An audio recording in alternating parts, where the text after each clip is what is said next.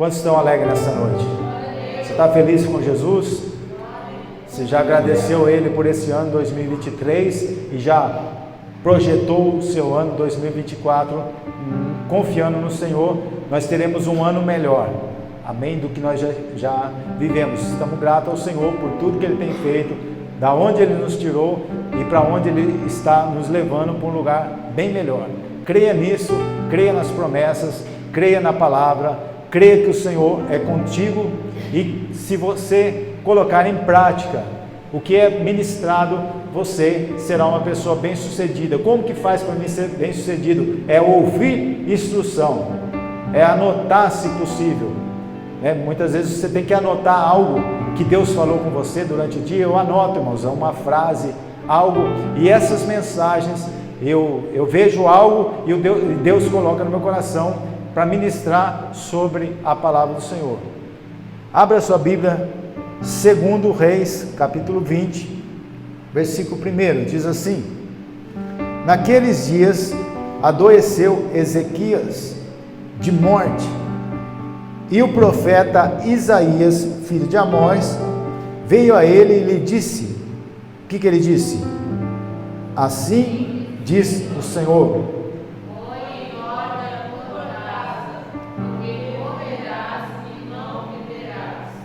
e qual foi a reação ao Ezequias ouvir a profecia?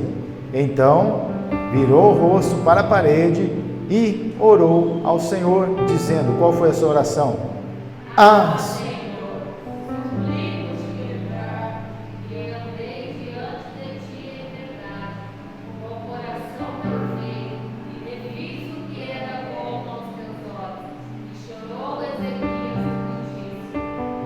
E qual foi a reação de Deus ao choro de Ezequias?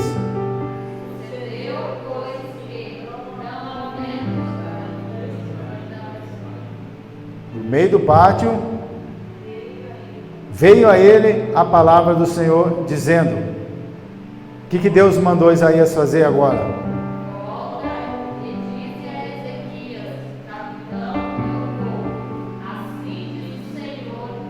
Deus,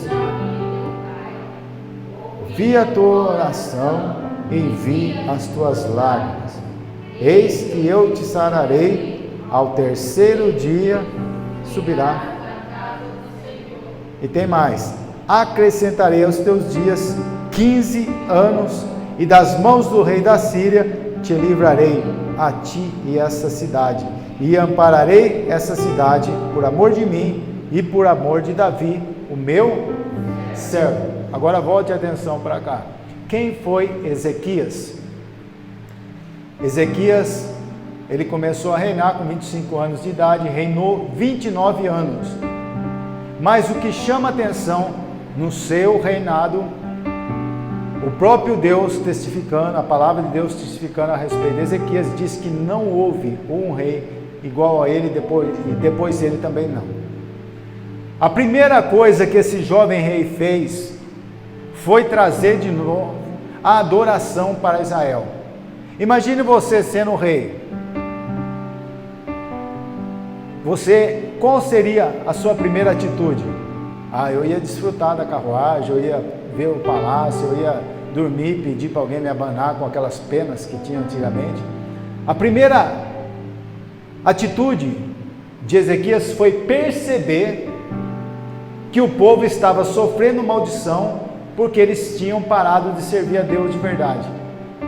O povo estava sem bênçãos, os inimigos estavam invadindo, levando embora, a nação do norte estava despedaçada. O reino do sul ainda, quando um rei bom se levantava, Deus trazia um avivamento. Ele reparou a porta da casa de Deus que estava em ruínas. Ele trouxe de volta os sacerdotes que estavam fazendo relaxadamente a obra de Deus. Ele trouxe os levitas. Nós falamos que levita é quem louva, né? Levita, irmão, era carregar os utensílios do templo. Você quer ser um levita? Então você vai carregar os utensílios do templo. Você não quer ser levita? Quem está assistindo a mensagem quer ser um levita? Você fala, eu sou levita lá no cartaz. Então você tem que carregar os utensílios do templo. Os levitas era como se fosse mais ainda que os diáconos da época. Ele trouxe todo o povo de volta para adoração, restabeleceu o culto, convocou novamente a Páscoa e trouxe o povo de volta para o altar de Deus. Como consequência, houve um grande mover de Deus novamente sobre a nação. Nós temos que levar, irmãos, a nossa nação a adorar a Deus. A igreja tem que ser influenciadora. Não adianta a igreja crescer em número e a nossa política continuar a mesma, os nossos juízes continuar da mesma forma, as nossas escolas continuar tendo assassinato, tendo droga.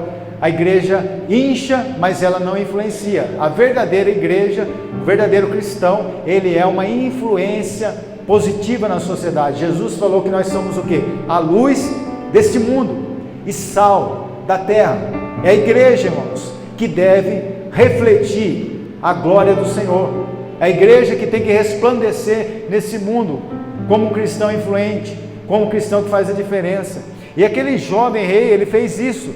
Ele teve a inteligência e a sabedoria de saber que quando se volta para Deus, a bênção volta a fluir automaticamente, irmãos. Quando nós começamos a desobedecer, as portas se fecham. Daí nós olhamos para o céu, não há chuva. Nós olhamos para as nossas colheitas, estão se acabando. Os inimigos estão invadindo a nossa herança, mas nós não estamos entendendo que Deus quer que nós nos voltemos para Ele. Clama a mim e responder-te-ei. O profeta Jeremias escreveu. O que Deus falou com a nação? Deus falou: clama a mim e eu vou te responder coisas grandes, finas, ocultas que tu não sabes. Como que funciona isso? Você se volta para Deus e Deus começa a abençoar a sua vida e a minha poderosamente. Começamos a andar com os nossos própria sabedoria, com os nossos próprios pés, deixamos Deus de lado, daí as portas se fecham, daí tudo, deixamos de priorizar a Deus. O que acontece, igreja? A palavra diz que nós devemos buscar o reino de Deus em primeiro lugar, e a sua justiça, e as demais coisas que nós precisamos, de dinheiro, de trabalho, de segurança, de saúde, todas essas coisas Deus sabe que você precisa, mas uma coisa que nós temos que entender, que nós não vivemos sem Deus. Pega um peixe e tira ele fora da água, ele vai se debater ali durante o tempo. Alguns peixes vivem até um pouco mais fora d'água, mas ele vai morrer. Então, quando nós, irmãos, começamos a nos afastar de Deus, nós vamos morrer espiritualmente. Eu vi até uma ilustração que um artista fez lá do inferno, e deu até medo de ir para o inferno, irmãos, porque do jeito que ele fez ali, dá pavor ver aquele vídeo, né? Será um sofrimento eterno, as pessoas desejarão se refrescar ao calor que está, imagine lá, e não haverá paz, irmãos, 24 horas, eu preciso aqui de paz, não tem paz aqui, é tarde demais, você não deveria ter vindo para cá, porque Jesus, ele disse quão terrível é aquele lugar, quando ele falou assim, que se o teu olho escandalizar, arranca o olho. O que ele quis dizer? Para você tirar o seu olho? Não vá para aquele lugar, porque aquele lugar é um lugar sem esperança, é um lugar sem paz, é um lugar sem vida, é um lugar de morte eterna.